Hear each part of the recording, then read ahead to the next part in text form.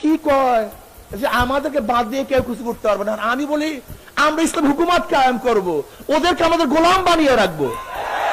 আমাদেরকে বাদ দিয়ে মানে কি আমরাই ক্ষমতায় যাব? ক্ষমতায় যাব আমরা, আর মেরে যাবে কে? ভুয়া ভুয়া ভুয়া। পৃথিবীর যেই কোনো মানুষ, কাফের, মুশরিক, নাস্তিক, মুরতাদ, বেঈমান, যেই কোনো মানুষ পৃথিবীতে যত সময় ইসলামকে আরো আধুনিক করতে হবে, বর্তমান বাস্তবতার সাথে মিলাইতে হবে, আরো একটু আপনাদেরকে বিশ্লেষণ করতে হবে, সময় উপযোগী সিদ্ধান্ত নিতে হবে, এই সমস্ত নাটকীয় কথার কোনো প্রয়োজন নাই। ইসলাম প্রথম দিন থেকে ইসলাম ইসরাফিলের ফু পর্যন্ত চির আধুনিক, চির বাস্তবধর্মী এবং প্রত্যেক দিন সময় উপযোগী। ইসলাম 1450 বছর আগে যেমন উপযোগী, আজকের 2026 সালেও একই উপযোগী। ইসরাফিলের ফুর দিনও একই উপযোগী। অতএব সব কথা আমি ক্ষমতা পাই বা না পাই, আমি রাষ্ট্রের কোনোখানে যাই বা না যাই, আমার টিকি বা না টিকি, আমার কথা কেউ গ্রহণ করুক আর ফেলে দেখ, কোনো কৌশল নাই, কোনো রাগ ঢাক নাই, কোনো ধানাই পানাই নাই। কথা একটাই, জীবনের ঘরে, জীবনের রাষ্ট্রে শব্দ একটাই, চাই শুধু ইসলাম, চাই শুধু আল্লাহর কোরআন।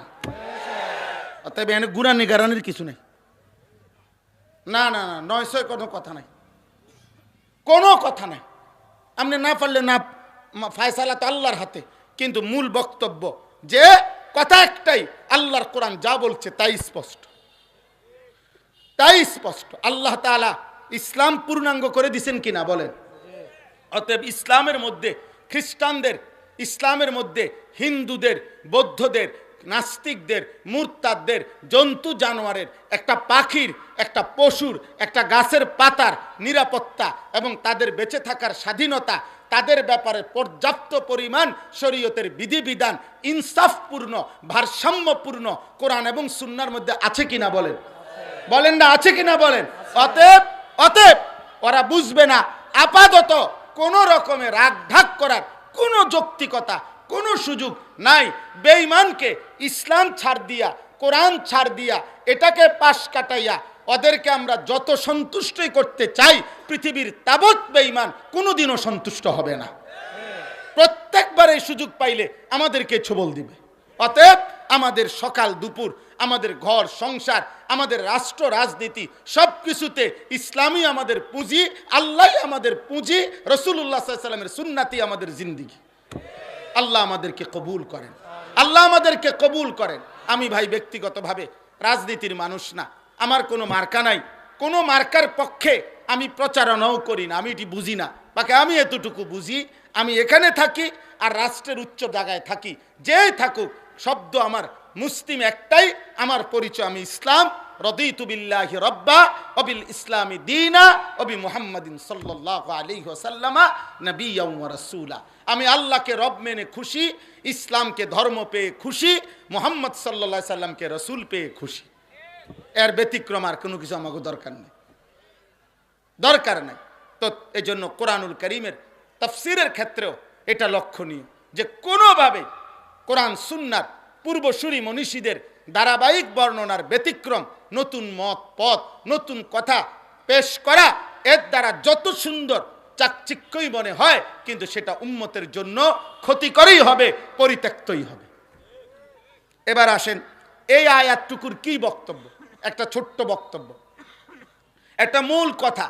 আল্লাহ তাআলা একটা মূল নীতি আমাদের সামনে এখানে বলছেন, সেটা হলো এই পৃথিবীতে প্রত্যেকটি মানুষ যদি আল্লাহর পথে, রসুলের পথে, আখিরাতের পথে, কল্যাণের পথে, নেকির পথে, জান্নাতের পথে চলতে চায়, এই পৃথিবীর প্রত্যেকটা মানুষ জাহান্নামের রাস্তা, শয়তানের রাস্তা, নফসের ধোঁকা থেকে, হারাম জিন্দিগি থেকে যদি বাঁচতে চায়, একটা মৌলিক বিষয় তার জীবনে জরুরি। সেটা হলো উত্তম সংঘ এবং অসৎ সংঘ পরিহার। এই কথাটা এখানে মূল বক্তব্য। অর্থাৎ একটা জিনিস বুঝেন, মানুষ মাত্রই সৃষ্টিগতভাবে সংঘপ্রিয়। সাহচর্য, সান্নিধ্য, সংঘ মানুষের সৃষ্টিগত একটি ফিতরাত, স্বভাব।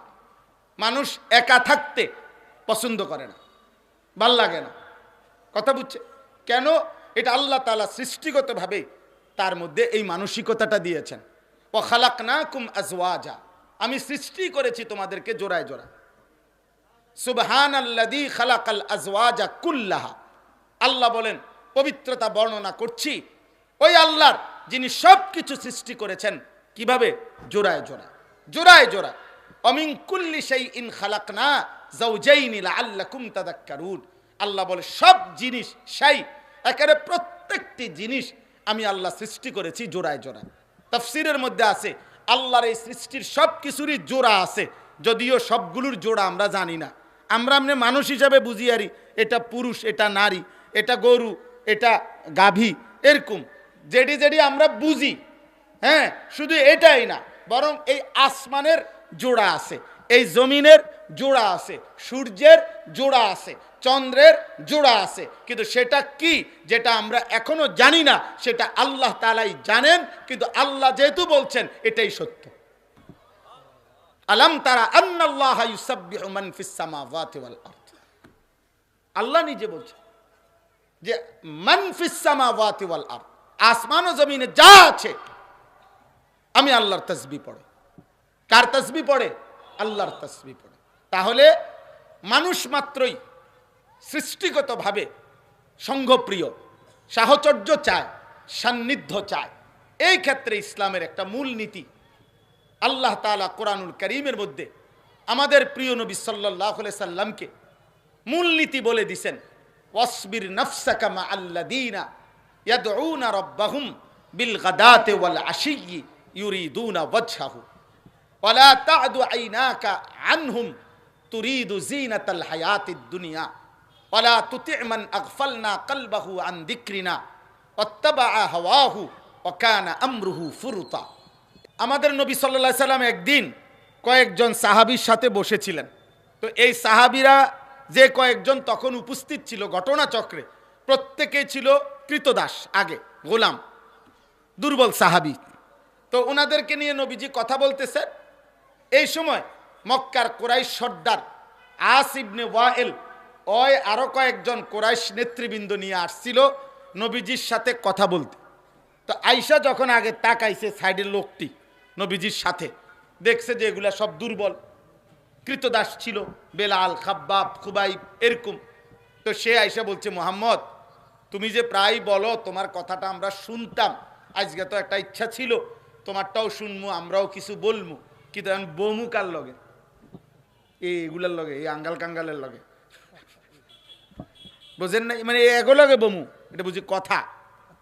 হ্যাঁ, এই তখন ওই আস ইবনে ওয়াইল দুইটা পরামর্শ দিছে, মুহাম্মদ এদের সাথে আমরা বসবো না, আমাদের ইজ্জত থাকবে না।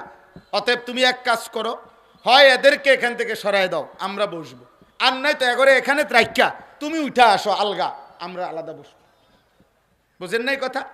তখন সূরা কাহাফের এই আয়াত আল্লাহ নাজিল করে আল্লাহ নবীজিকে মূল নীতি বলে দিছে।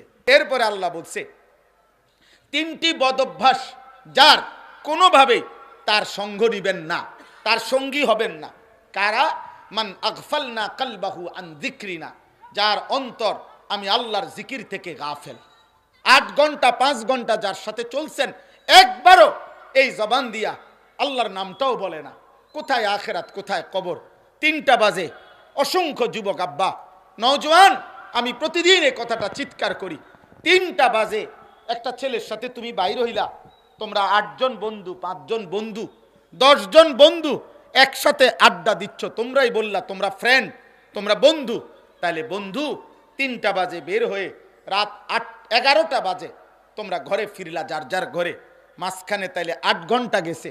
8 ঘন্টায় 3 ওয়াক্ত নামাজের আজান হইছে, আসর, মাগরিব, এশা, 3 ওয়াক্ত তোমার বন্ধু নামের এই দুষ্ট, এই বন্ধু নামের এই শয়তানগুলো একটা বার যে বলল না যে কিরে দোস্ত তুইও মুসলমান আমিও মুসলমান, আসরের নামাজ পড়বি না, মাগরিবের নামাজ পড়বি না, এশার নামাজ পড়বি না, যে একবারও বলল না, ও বন্ধু কিভাবে হয়? বলো না আব্বা, একটা বার বলো। যে তোমার একবারও বললো না যে তুমি যে চুল রাখছো এটা তো মুসলমানের চুল না, এটা বেঈমানের মতো, কিরে তোর ধর্ম কি, চুল রাখলি কি? ও বন্ধু কিভাবে? ও বন্ধু কিভাবে? আল্লাহ তাআলা বলেন, অতএব যার অন্তর আমি আল্লাহর জবান আমার জিকির থেকে খালি। 2 ওয়াত্তাবা হাওয়াহু, যে সব ব্যাপারে নিজের মনের চাহিদার অনুসরণ করে, অর্থাৎ তার মনে যা চায়। এই ইউরোপের ভাইয়া, বাবা, ছেলে, নওজোয়ান ভাই আমার, বন্ধু আমার, দোস্ত, আমি যদি আর কোনোদিন আসতে না পারি, আমি একবারই আইলাম, আরেকবার আসবো, আমি এই ওয়াদা কেমনে দেবো আব্বা? একবার সুযোগ হয়েছে, একবারই আসছি। সারা রাত্র জার্নি করে সেই রাত 12:30টায় কুমিল্লা ক্যান্টনমেন্ট থেকে রওনা দিয়া সকাল 7:30 8টা বাজে আইসা এখানে ঘুমাইছি।